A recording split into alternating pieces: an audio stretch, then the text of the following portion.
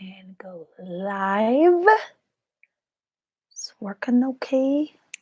So we're working. Hey, YouTube. Hello, hello, hello. This is Jenna Cantor, performer and physical therapist, and I'm the founder of Powerful Performer.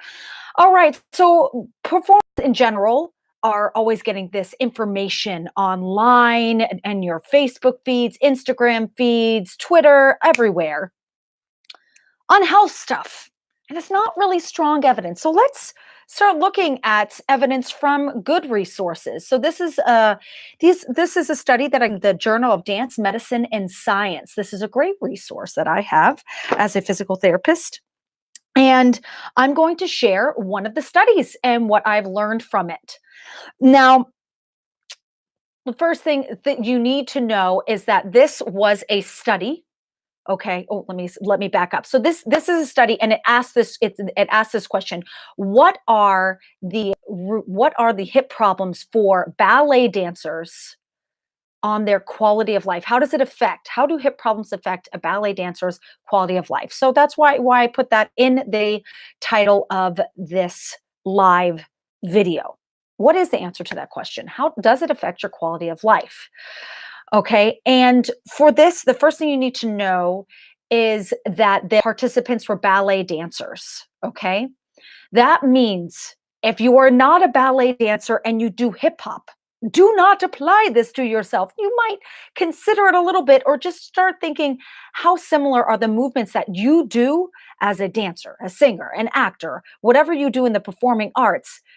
How much do you have in common with a ballet dancer? Okay, so let's start there.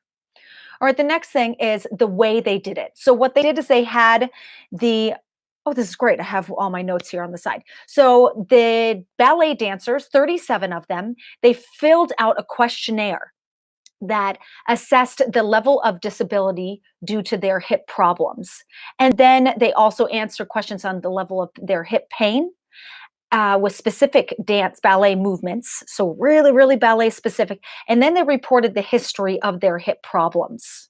Okay, so what is this whole thing? So they're having the dancers report things. They're getting a snapshot in time. This is called a cross-sectional study. Okay, if we're going to put this as on a pyramid of level of evidence, the top of the pyramid being the best quality of evidence you can take, and the bottom being low quality evidence, it's closer to the bottom of the pyramid for this. It's not the very bottom, but it's just above. Okay, so cross-sectional, we're getting a snapshot in time. There's a lot of flaws in this, because do you really get the correct picture? A big thing I like to give as an example for this, when we're just getting an idea, a snapshot in time, and it's a survey, so it's based on opinion, is think about you observing a car wreck with a friend. Terrible thing. The way you both are going to be recalling and describing the event is going to be entirely different. Or if you go into a doctor and you say, gosh, I always have these stomach pains, but you're like, but for some reason today, right now I feel great. So if you're going to report how you felt right then, that wouldn't be true of what your symptoms are all the time. So that is the flaw in doing something like this. It's still valuable, but it is something to consider on its accuracy.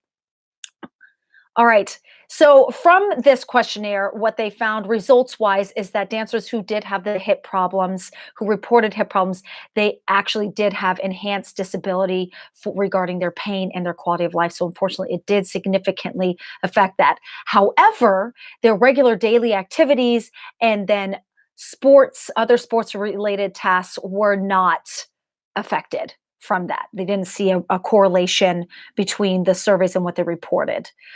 So in conclusion, that's what they concluded. They're going, okay, so from what we see from this level of evidence, what we see is that for ballet dancers specifically, this is what, and we can't generalize too much, is a snapshot in time. I don't know how accurate it's going to be. Is that the impact of somebody who reports hip problems? It's going to significantly affect their pain and their quality of life. And then they also reported it doesn't seem to be related to how it doesn't seem to affect their daily activities that they do, going to the bathroom, cooking, just what you would do in your life, or sports related activities. So that is a quick summation of this study. Of course, you can go and look into more details. That's, I think, more what the physical therapist would be interested in or somebody else in the health field.